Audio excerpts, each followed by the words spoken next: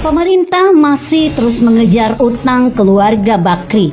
Mengutip yang dilansir lawjustice.co, anggota keluarga Bakri saat ini dikejar 2 tagihan hutang hingga ratusan miliar.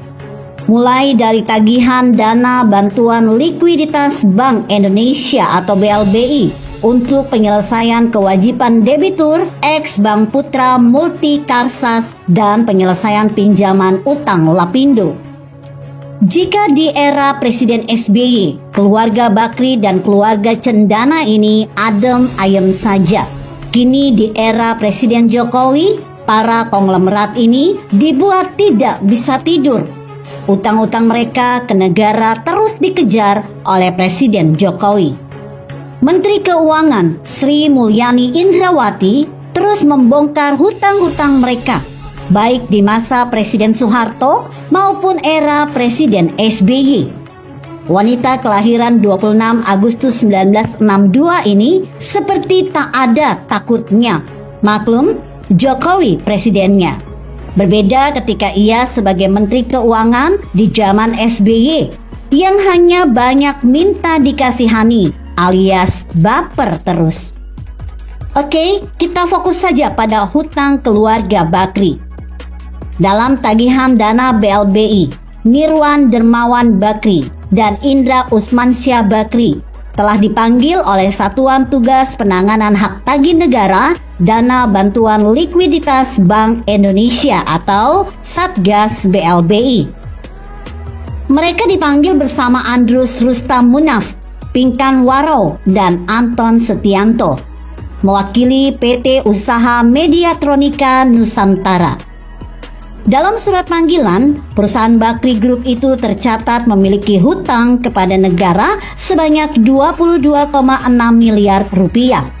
Direktur Hukum dan Hubungan Masyarakat Direktorat Jenderal Kekayaan Negara (DKJKM) Kemenkeu Triwahyuningsi Retno Mulyani menyampaikan, keluarga Bakri hadir tetapi diwakili oleh Sri Hascaryo dari Bakri Group. Dia disebut menerima kuasa dari Nirwan Dermawan Bakri. PT Usaha Mediatronika Nusantara dihadiri oleh Sri Hascaryo dari Bakri Group yang menerima kuasa dari Nirwan Dermawan Bakri, kata Tri Wahyuningsi. Tidak hanya BLBI, dari catatan Detikcom, Bakri Group memiliki anak usaha Lapindo Brantas Ins LBI, yaitu PT Lapindo Minarak Jaya LMJ, juga memiliki total hutang dengan negara sebanyak 773.382 miliar rupiah. Dana talangan itu didapat perusahaan Bakri sejak 2007. Mulai dari Maret 2007, PT Lapindo Minarak Jaya memperoleh pinjaman sebesar 781,68 miliar rupiah. Namun hutang yang ditarik dari pemerintah atau dana talangan sebesar 773,8 miliar rupiah. Dalam perjanjian kala itu, perusahaan memiliki tenor 4 tahun dengan suku bunga 4,8%. Sedangkan denda yang disepakati adalah 1/1000 per hari dari nilai pinjaman. Setelah disepakati, Lapindo akan mencicil 4 kali sehingga tidak perlu membayar denda atau lunas pada 2019 lalu. Tetapi ternyata setelah perjanjian PRJ garis datar 16-MK.01-2015 mengenai pemberian pinjaman dana antisipasi untuk melunasi pembelian tanah dan bangunan warga korban luapan lumpur Sidoarjo dalam peta area terdampak 22 Maret 2007, Lapindo hanya mencicil 1 kali. Berdasarkan catatan Detikcom 5 Desember 2020, anak usaha Lapindo Brantas Ins itu baru membayar hutang dana talangan pemerintah sebesar 5 miliar rupiah. Sementara Badan Pemeriksa Keuangan atau BPK mencatat Lapindo Brantas Ins dan PT Minarak Lapindo Jaya harus mengembalikan uang negara sebesar 1,91 triliun rupiah. Dengan hutang yang belum lunas itu, pemerintah terus mengejar hutang dana talangan penanganan masalah lumpur Lapindo Sidoarjo. Hal itu dikatakan oleh Direktur Jenderal Kekayaan Negara Kemenkeu Rionald Silaban. Yuk, mari kita lihat kekayaan keluarga Bakri.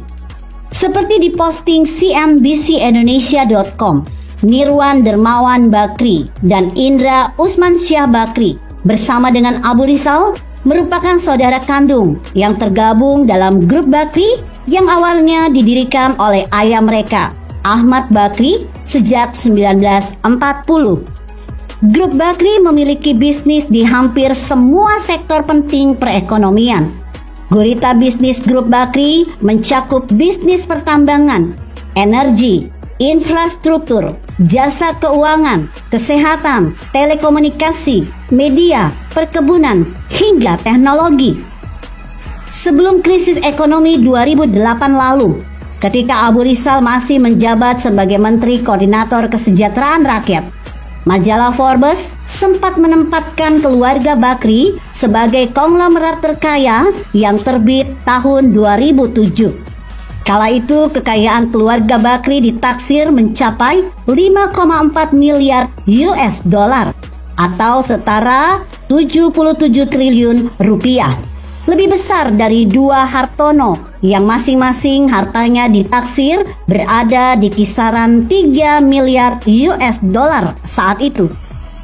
Laporan media saat itu mengungkapkan Nirwan Bakri mengelola grup Bumi, PT Bumi Resources Tbk Garing Bumi yang sempat nyaris bangkrut dengan valuasi perusahaan berkurang lebih dari 90% dalam kurun waktu 6 bulan dari harga saham Rp8.450 pada tengah tahun 2008 menjadi Rp510 pada akhir Januari 2009. Hal ini menyebabkan ranking keluarga Bakri di daftar tahunan Forbes turun ke peringkat 9 dengan kekayaan 850 juta US dollar. Dari tahun sebelumnya berada di puncak. Kini tak ada lagi nama keluarga Bakri di deretan 20 besar taipan Indonesia di daftar Forbes.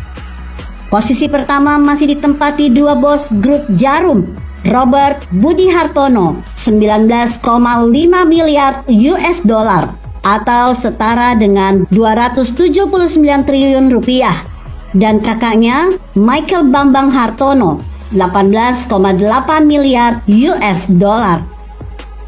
Terlepas keluarga Bakri mau bangkrut atau tidak, yang paling penting hutang ke negara harus segera dilunasi. Ini uang rakyat. Jokowi tidak main-main. Begitu kira-kira. Bagaimana menurut Anda? Jika Anda berpendapat lain, berikan komentar Anda di kolom komentar. Saya Emma, Karisma 90.